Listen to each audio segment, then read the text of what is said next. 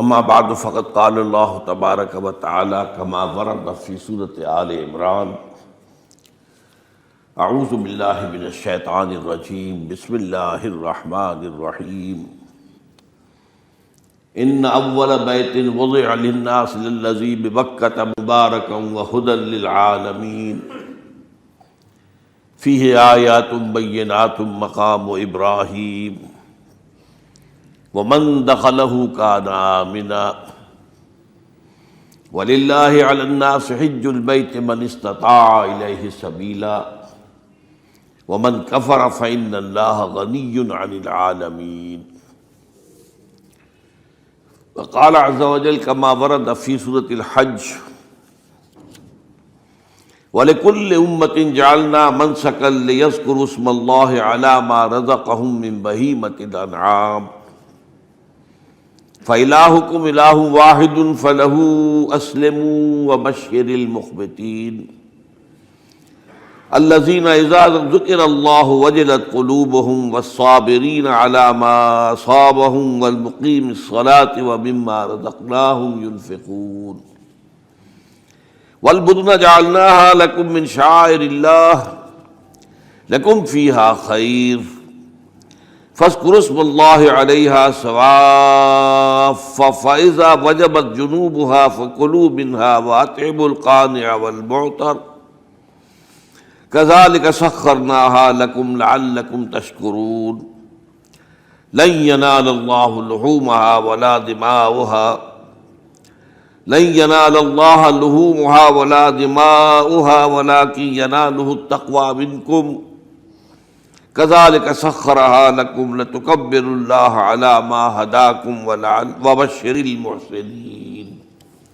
صدق اللہ العظیم. رب اشرح لي صدري ويسر لي امري واحلل عقدة من لساني يفقهوا قولي.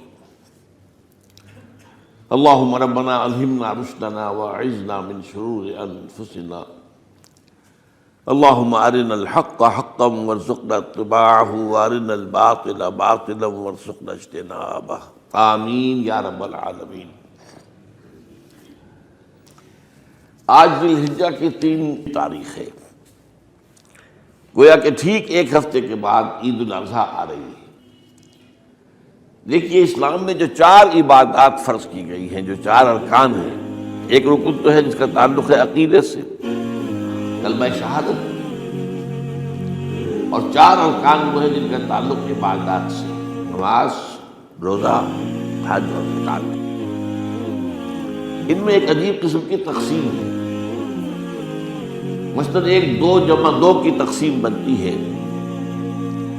2 عبادات ان میں سے وہ ہیں جو ہر مسلمان پر فرض ہے، امیر ہو، غریب ہو، مرد ہو، عورت ہو، ہر ایک. نماز اور روزہ، یہ دونوں چیزیں ہر ایک پر فرض ہیں. لیکن 2 وہ ہیں کہ جو صرف صاحب استطاعت لوگوں پر فرض ہیں، وہ عام نہیں ہے. جو صاحب نصاب ہیں ان پر زکوٰۃ ہے، جو صاحب استطاعت ہیں، حج کرنے کی استطاعت رکھتے ہیں، ان پر حج ہے. اس میں 2 جمع 2 کی ایک تقسیم اور آتی ہے ایک اور اعتبار سے. قرآن میں زیادہ ایمفیسس 2 عبادات پر ہے، نماز اور زکوٰۃ.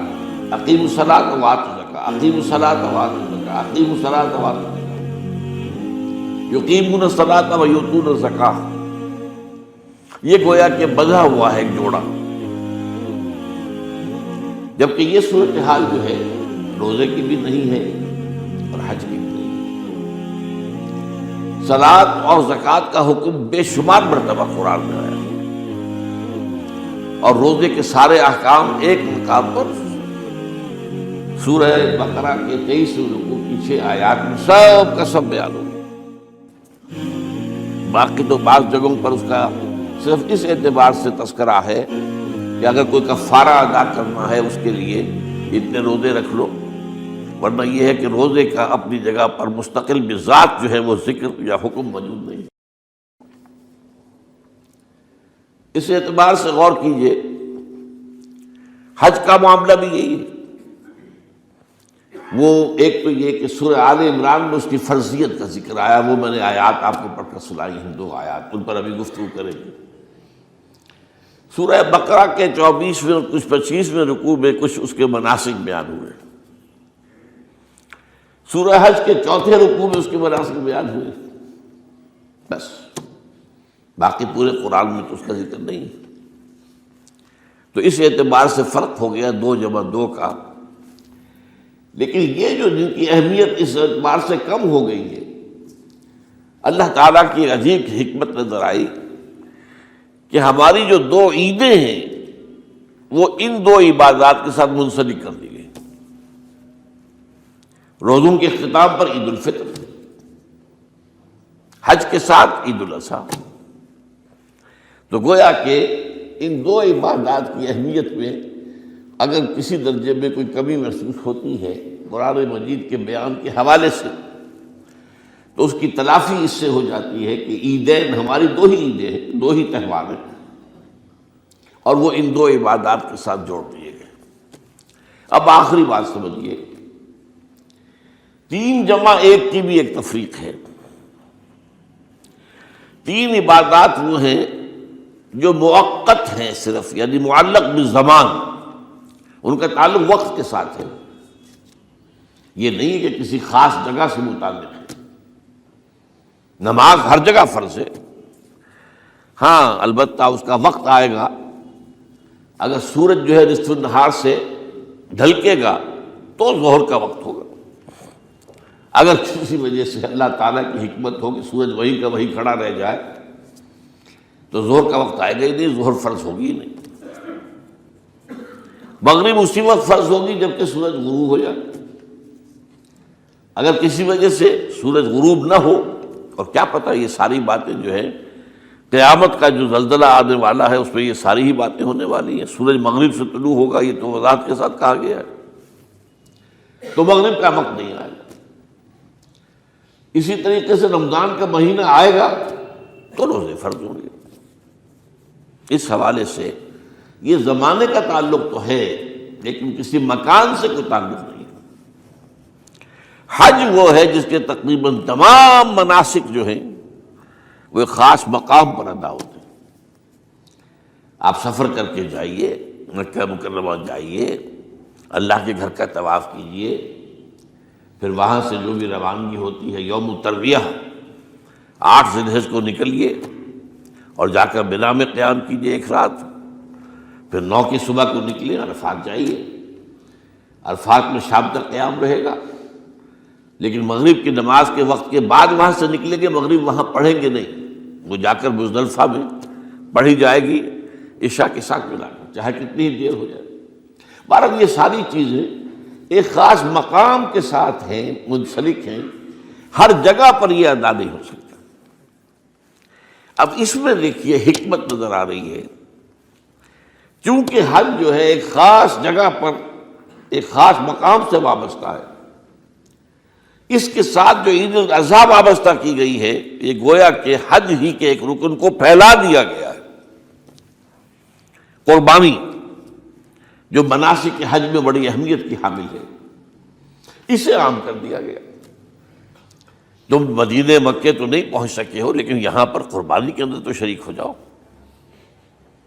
اور بعض مشابہتیں اور بتائی گئی ہیں کہ ذی الحجہ کا چاند طلوع ہو جائے تو اس کے بعد حجامت نہ کراؤ، ناخن نہ کاٹو، وہ جو کچھ بھی آپ کو معلوم ہے احرام کی کچھ پابندیاں ہوتی ہیں، ایک مشابہت کسی درجے میں، ٹھیک ہے ہم وہاں نہیں ہیں لیکن ان کے ساتھ ایک مشابہت پیدا ہو رہی ہے۔ تو قربانی در حقیقت جو ہے عید الاضحیٰ وہ گویا کہ ایکسٹینشن ہے حج کی، کہ تمام عالم اسلام کے اندر جو ہے تمام مسلمان جہاں بھی کہیں ہیں وہ حج کے اس ایک منسک کے اندر شریک ہو جاتے ہیں۔ تو یہ میں نے چند باتیں تمہیداً عرض کی ہیں ان عبادات 4 کے بارے میں، ان کی جو ریلیٹیو حیثیت ہے ہمارے دین میں۔ اب آئیے حج کا معاملہ کیا ہے، وہ پورا ایک خاص علاقے سے متعلق ہے اور ایک خاص شخصیت سے متعلق ہے، یہ بھی نوٹ کر لیجیے۔ چنانچہ جو آیات میں نے آپ کو سنائی حج کے بارے میں، ان اول بیت وضع للناس للذی ببکۃ مبارکا وہدی للعالمین، یقیناً پہلا گھر جو بنایا گیا لوگوں کے لیے، یعنی اللہ کی عبادت کے لیے، کہ لوگ وہاں جمع ہوں اللہ کی عبادت کے لیے، وہ ہے جو بکہ میں ہے۔ بکہ اور مکہ یہ ایک ہی لفظ ہے۔ تورات میں بکہ کا لفظ آیا ہے، قرآن مجید میں مکہ۔ یہ تھوڑا فرق جو ہے یہ تلفظ کا ہو جایا کرتا ہے مختلف زبانوں کے اندر۔ جیسا کہ آپ کو معلوم ہوگا کہ آج کل جو عرب کے لوگ ہیں وہ قاف کو گاف پڑھتے ہیں، گل، گم، قم کی بجائے گم، قل کی بجائے گل، اقول لک اقول لک، وہ گاف۔ تو یہ جو ہے فرق ہو جاتا ہے۔ تو بکہ، وادی بکہ، یہ ہے در حقیقت مکہ مکرمہ۔ تو پہلا گھر جو بنایا گیا ہے، اور اس کے بارے میں جو یہ عام طور پر مشہور ہے کہ اس کے معمار حضرت ابراہیم ہیں، یہ بات صحیح نہیں ہے۔ اس کے معمار اول حضرت آدم علیہ السلام خود ہیں۔ اولا بیت ہے نا، پہلا گھر۔ تو کیا یہ ممکن ہے کہ آدم سے لے کر ابراہیم تک کوئی گھر اللہ کی عبادت کے لیے بنا ہی نہ ہو؟ تو ناممکنات میں سے اولا بیت میں خود دلیل موجود ہے۔ حضرت آدم علیہ السلام نے اس کی تعمیر کی۔ البتہ اس کے بعد بعض سیلابوں کی وجہ سے یہ عمارت گر گئی، اور کچھ جو وہاں پر آبادی بنی تھی وہ بھی ختم ہو گئی۔ کوئی ایسے آتے ہیں، آپ کو معلوم ہے کہ یمن میں جب ان کا ایک بند ٹوٹا تھا بہت بڑا، سد معارم، تو پھر وہاں جو اتنی خوشحالی تھی، اور جو وہاں پر جو باغات تھے اور جو کھیتیاں سب برباد ہو گئی، اور وہاں سے لوگ جو ہے نقل مکانی کرنے پر مجبور ہو گئے۔ یہی یمن کے قبائل تھے جو جا کر شام اور عراق میں آباد ہوئے۔ یہی یمن کے دو قبیلے تھے جو مدینے میں آ کر آباد ہوئے، اوس اور خزرج، یہ یمن کے قبیلے تھے۔ تو اس بند کے ٹوٹنے کے بعد اگر خدا نہ خواستہ اگر ہمارا تربیلا ڈیم ٹوٹ جائے کیا ہوگا؟ پچھلے دنوں خبریں آئی ہیں اخبارات میں کہ ہندوستان میں غور ہو رہا ہے اس پر کہ تربیلا ڈیم کو اڑا دو۔ وہ سوچ رہے پاکستان کو ختم کرنے کی سبیل کیا ہو سکتی ہے؟ تو بڑی سمپل ہے اور بڑا آسان کام ہے۔ بمبارڈمنٹ کر دینا جو ہے ٹھیک ہے، ان کا جہاز آئیں، کچھ کو ہم گرا بھی لیں گے، لیکن کچھ تو آ کر جو ہے وہاں پر وہ اپنے بم جو ہے وہ ہدف کے اوپر گرا جائیں گے، کیا ہوگا؟ یوں سمجھیے کہ جو سونامی کا آیا تھا سیلاب، وہ سونامی کا سیلاب آئے گا پاکستان کے اوپر، اور ہر چیز تباہ و برباد ہو جائے گی۔ کم سے کم یوں سمجھیے کہ تقریباً 100 میل کی چوڑائی میں، اور یہ سب جو ہے ریگستان بن جائے گا، ہر چیز ختم ہو جائے گا، خدا نہ خواستہ۔ تو بہرحال سد معارف کے بعد یہ صورتحال واقع ہوئی تھی۔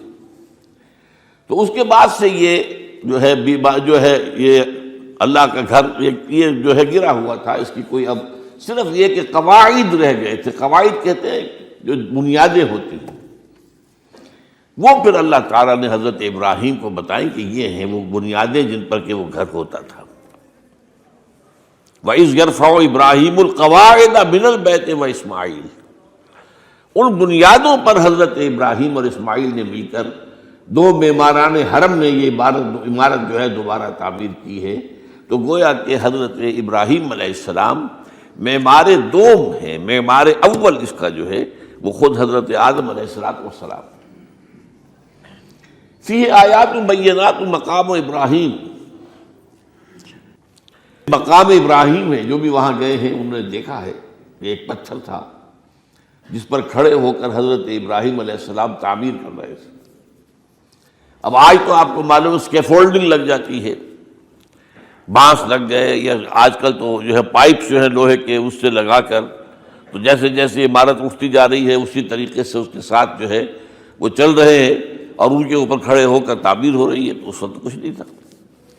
تو ایک پتھر ایسا تھا کہ جو خود بخود اٹھتا تھا، پھر اللہ تعالیٰ کے اٹھانے سے، یا یوں کہیے کہ ملائکہ کے اٹھانے سے، اور اسی پر حضرت ابراہیم کھڑے ہو کر وہ پتھروں کے اوپر پتھر رکھتے جا رہے تھے، اور اس کی وجہ سے اس پتھر کے اوپر کتنی دیر کھڑے رہنا ہوا ہوگا حضرت ابراہیم علیہ السلام کا کہ اس پر ان کے پاؤں کے نشان بن گئے۔ وہ ہے مقام ابراہیم، جو آپ نے دیکھا ہوگا کہ وہاں ایک بہت خوبصورت قسم کا ایک پنجرا سا بنا ہوا ہے، اور اس کے اندر وہ مقام ابراہیم ہے۔ اور جب بھی طواف کرتے ہیں تو طواف کے بعد 2 رکعتیں جو ہے وہ پڑھی جاتی ہیں ابراہیم، مقام ابراہیم کے پیچھے، جتنا بھی قریب تر ہو کر پڑھا جا سکے، لیکن بہرحال رخ ادھر ہے۔ تو فی آیات بینات مقام ابراہیم ومن دخلہ کان آمنا۔ تو ایک تو یہ کہ وہ نشانیاں ہیں، وہ اللہ تعالیٰ جن لوگوں کی کہ دل کی آنکھ کھلی ہو، روحانی آنکھیں کھلی ہو، ان کو دکھاتا ہے، اور ایک وہ ہے کہ جو ہماری ان سامنے کی ظاہری آنکھوں کو بھی نظر آتی ہے۔ یہ نوٹ کر لیجئے کہ یہ مقام امن کا گہوارہ رہا ہے۔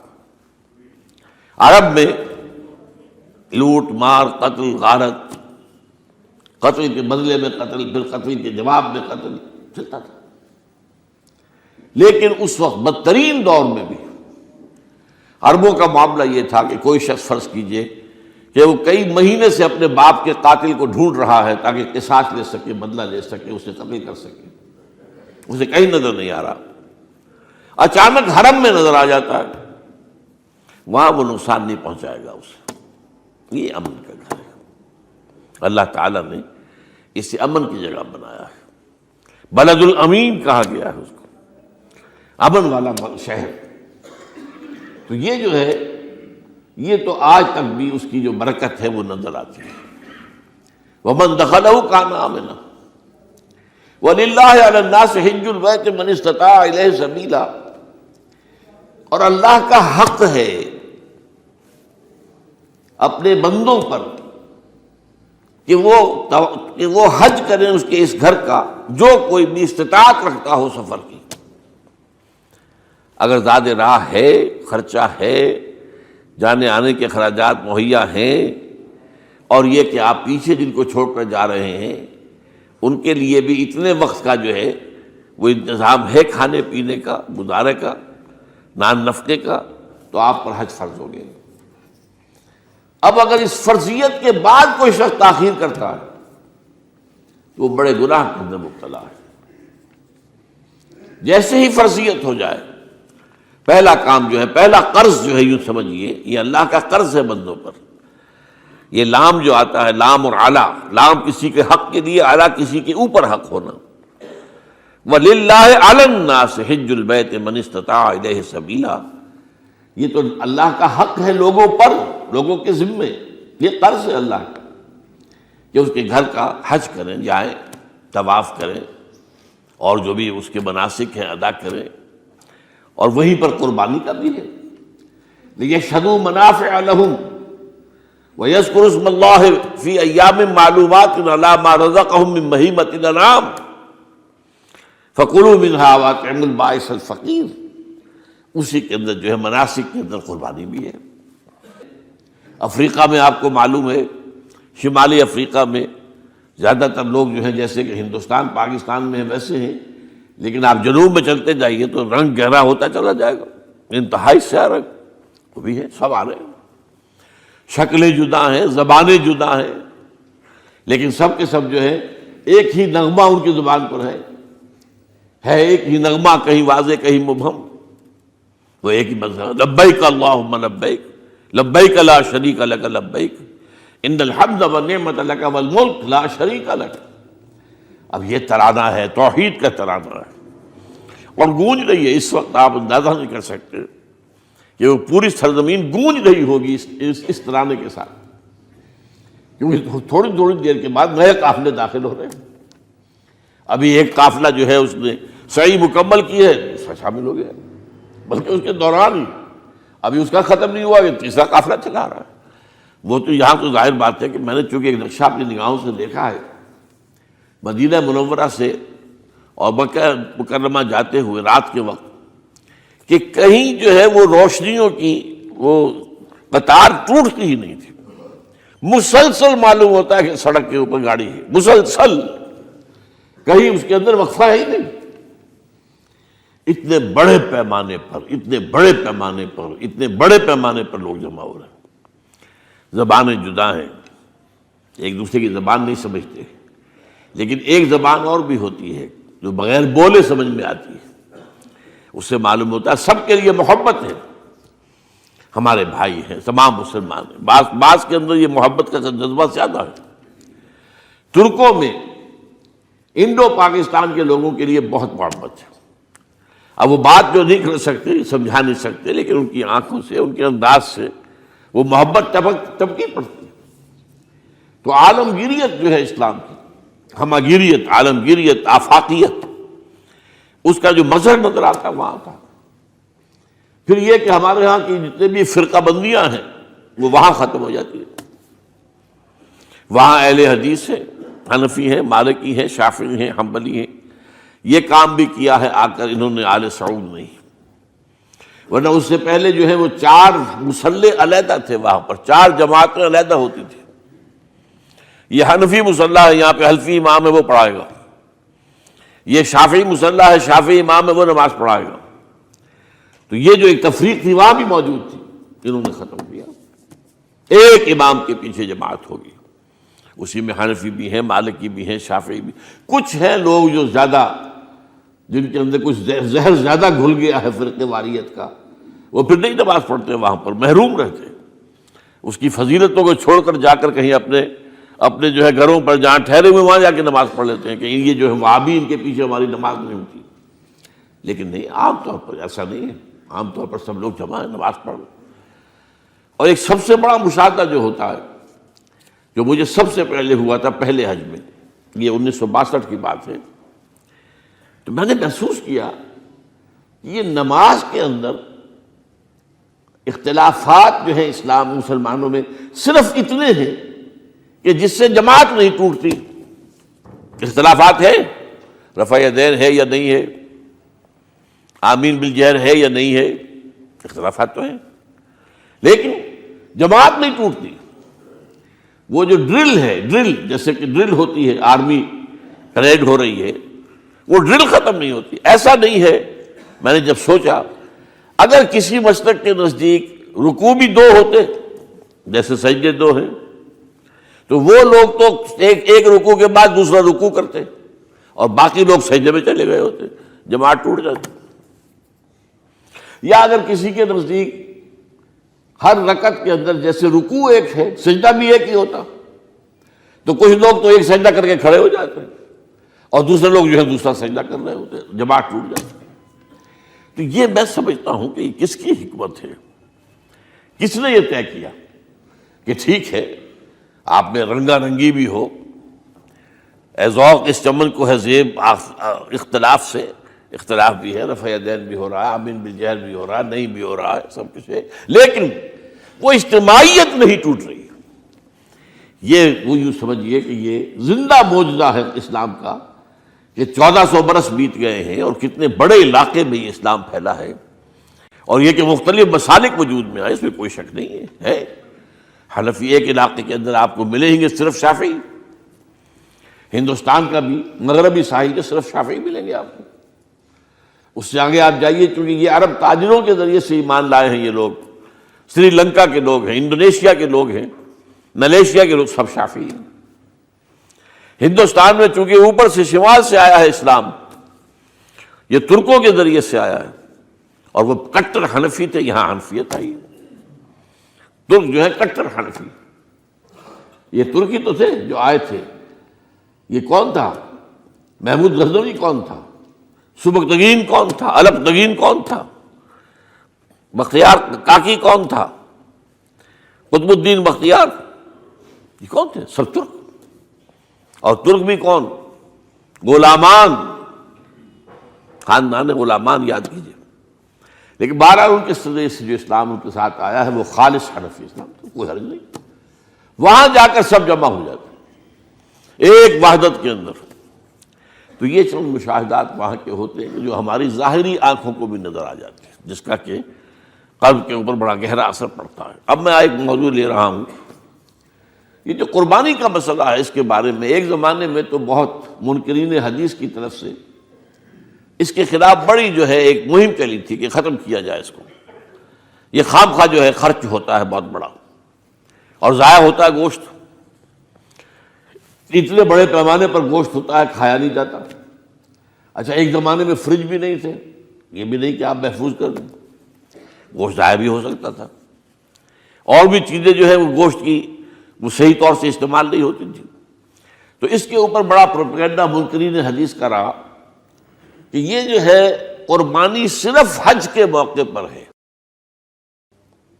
میں اس کی نفی کے لیے آج آپ کو بتا رہا ہوں کہ سورہ حج کے اندر جو دو رکوع ہیں، ایک چوتھا ایک پانچواں، چوتھے رکوع میں بھی قربانی کا ذکر ہے، پانچویں میں بھی قربانی کا ذکر ہے۔ یہ ایک دم جو ہے ایک جگہ پر جو دو طرح کی قربانیوں کا ذکر ہو رہا ہے، یہ کیوں ہو رہا ہے؟ چوتھے رکوع میں وہ مناسک حج کے ساتھ اس کا ذکر ہے، وہاں جو فرمایا گیا لِيَشْهَدُوا مَنَافِعَ لَهُمْ وَيَذْكُرُوا اسْمَ اللَّهِ عَلَىٰ مَا رَزَقَهُم مِّن بَهِيمَةِ الْأَنْعَامِ فِي أَيَّامٍ مَّعْلُومَاتٍ عَلَىٰ مَا رَزَقَهُم مِّن بَهِيمَةِ الْأَنْعَامِ فَكُلُوا مِنْهَا وَأَطْعِمُوا الْبَائِسَ الْفَقِيرَ۔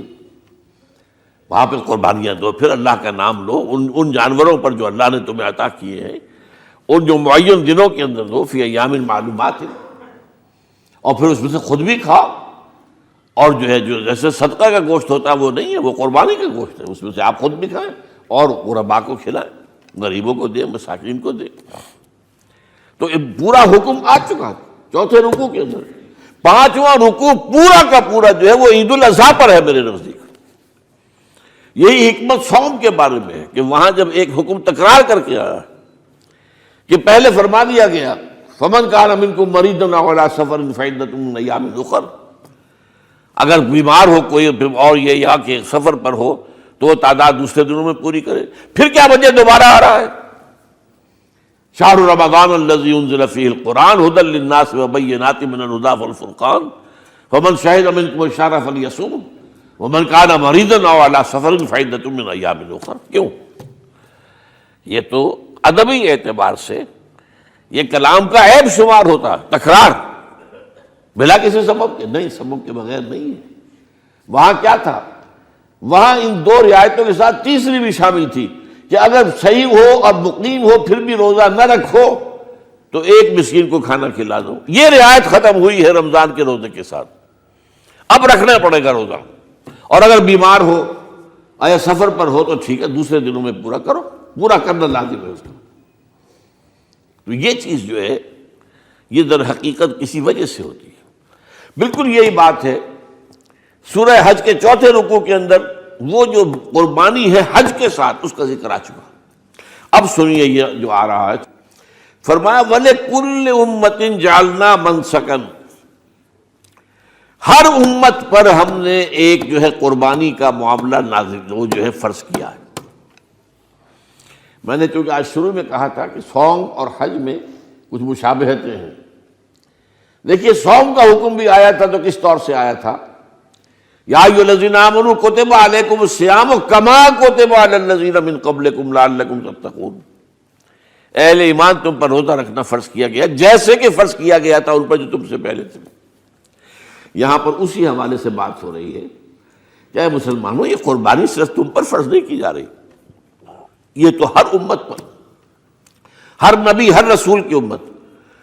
وَلِكُلِّ أُمَّةٍ جَعَلْنَا مَنْسَكًا لِيَذْكُرُوا اسْمَ اللَّهِ عَلَيْهَا، تاکہ وہ نام لیں اللہ کا، عَلَىٰ مَا رَزَقَهُم مِّن بَهِیمَةِ الْأَنْعَامِ، جو کچھ اللہ تعالیٰ نے انہیں رزق دیا ہے۔ یہ چوپائے جو ہیں حیوانات قسم کے، ان پر اللہ کا نام لے کر چھری پھیری جائے، اللہ کے نام سے ان کو ذبح کیا جائے۔ فَإِلَٰهُكُمْ إِلَٰهٌ وَاحِدٌ فَلَهُ أَسْلِمُوا، تو یہ جان لو کہ اس قربانی کی اصل روح کیا ہے؟ وہ یہ ہے کہ اللہ تمہارا ایک الہ ہے، اسی کے سامنے تمہیں سر جھکانا ہے۔ یہ روح تقویٰ اگر نہیں ہوگی تو یہ قربانی بے معنی ہو جائے گی۔ نماز و روزہ و قربانی و حج یہ سب باقی ہیں، تو باقی نہیں ہے۔ جب اللہ تعالیٰ کے ساتھ تعلق نہیں ہے تو یہ ساری چیزیں ریچولز بن جائیں گی۔ اب یہ بھی ہوتا ہے 20-25 ہزار کے بکرے جو ہیں وہ لوگ لیتے ہیں، پھر ان کو گھماتے ہیں پھراتے ہیں، ان کے اوپر ریشمی چادریں چڑھاتے ہیں، ان کو جو ہے وہ مہندی لگا کر. بہرحال وہ چیزیں جو ہیں یہ اظہار اس طرح کا یہ تو پسندیدہ نہیں ہے. تو یہ تو لوگوں کو دکھانے کی بات ہے اور اپنے پیسے کی جو ہے اپنی دولت کے اظہار کا ایک ذریعہ ہے. لیکن یہ کہ بہرحال قربانی انسان کرے اور یہ کہ اس کے اندر روح جو ہے تقویٰ کی وہ موجود ہوگی. فَإِلَٰهُكُمْ إِلَٰهٌ وَاحِدٌ فَلَهُ أَسْلِمُوا وَبَشِّرِ الْمُخْبِتِينَ. اور اے نبی ان لوگوں کو بشارت دے دیجئے کہ جو اللہ کے سامنے جھکے رہتے ہیں، خشوع اور خضوع کی شکل اختیار کرتے ہیں. الذین اذا ذکر اللہ وجلت قلوبہم، وہ لوگ کہ جب اللہ کا نام لیا جائے تو ان کے دل لرز اٹھتے ہیں. والصابرین علی ما اصابہم، اور صبر کرنے والے جبکہ ان چیزوں پر کہ جو اللہ کی طرف سے ان پر آ گئی ہوں، مصیبتیں کوئی تکالیف. والمقیم الصلاۃ، اور نماز کو قائم کرنے والے. ومما رزقناہم ينفقون، اور جو کچھ ہم نے انہیں دیا ہے اس میں سے خرچ کرنے والے. یہ ایک نظام ہے پورا کا پورا جو اس آیت میں بیان کر دیا گیا. اس کا ایک جز جو ہے وہ یہ بھی ہے وَلِكُلِّ أُمَّةٍ جَعَلْنَا مَنْسَكًا. یہ قربانی کا معاملہ جو ہے یہ بھی ہم نے ہر امت کے اوپر فرض کیا، ہر امت جو ہے اس کے اوپر لازم کیا گیا، اور اے مسلمانوں آج تم پر بھی لازم کیا جا رہا ہے. وَالْبُدْنَ جَعَلْنَاهَا لَكُم مِّن شَعَائِرِ اللَّهِ، اور یہ جو قربانی کے اونٹ ہیں یہ خاص طور پر چونکہ عرب میں تو اونٹ کی قربانی ہوتی تھی، دوسرے جانور تو وہاں کم ہوتے ہیں، اور بہرحال ان کی قیمتی متاع بھی اونٹ ہے. وَالْبُدْنَ جَعَلْنَاهَا لَكُم مِّن شَعَائِرِ اللَّهِ، یہ اللہ تعالیٰ کے شاعر میں سے. یہ اونٹ جو ہے یہ قربانی کا اونٹ ہے، یہ مکے لے جایا جا رہا ہے، یا یہ بکرے اور یہ مینڈے جو ہیں یہ قربانی کے ہیں، یہ وہاں جا رہے ہیں. تو یہ بھی گویا کہ ایک طرح سے اللہ کی نشانیاں بن جاتی ہیں. ان کے حوالے سے اللہ تعالیٰ کا ایک تصور اور اللہ تعالیٰ کے ساتھ ایک ذہنی رشتہ قائم ہوتا ہے. لیکن فیہا خیر، تمہارے لیے اس میں خیر ہے، بھلائی ہے. چنانچہ جب وہ جاتے تھے حج کے لیے تو جو بھی ان کے ساتھ دودھ دینے والا جانور ہے، قربانی کی نیت ہے لیکن دودھ جو ہے اس کا استعمال کر سکتے ہیں درمیان میں، اور بھی کوئی اگر ان کی کوئی چیزوں سے فائدہ اٹھانا ہو. لکم فیہا خیر. فاذکروا اسم اللہ علیہا، تو اب ان کا اللہ کا نام لو اس کے اوپر. صواف، صفیں باندھ کر وہ اونٹ کھڑے ہوتے ہیں اور ان کو نحر کیا جاتا ہے. آپ کو معلوم ہے ذبح نہیں ہوتا اونٹ، اتنا بڑا جانور ہے، گردن کتنی موٹی ہے، اس کا ذبح کرنا بڑا مشکل ہے. نہر کہتے ہیں اس کو. کھڑا ہے اونٹ اور ایک برچھا، چھوٹا سا برچھا ہے جو اس کے یہاں گردن کے یہ جہاں آ کر دونوں ہنسلیاں ملتی ہیں وہاں پر مارا جاتا ہے. اور یہاں سے جو بہت بڑی وین ہے وہ در حقیقت ایورٹا، وہ جو ہے ختم ہوتا ہے تو وہاں سے خون کا پھر فوارہ آتا ہے. اور اس کے بعد پھر وہ اونٹ کھڑا کھڑا وہ رفتہ رفتہ اس کا جب خون نکل جاتا ہے تو وہ کمزور ہو کر نیچے گر جاتا ہے. یہ نہر ہے. اقول قولی ھذا واستغفر اللہ لی ولکم ولسائر المسلمین والمسلمات.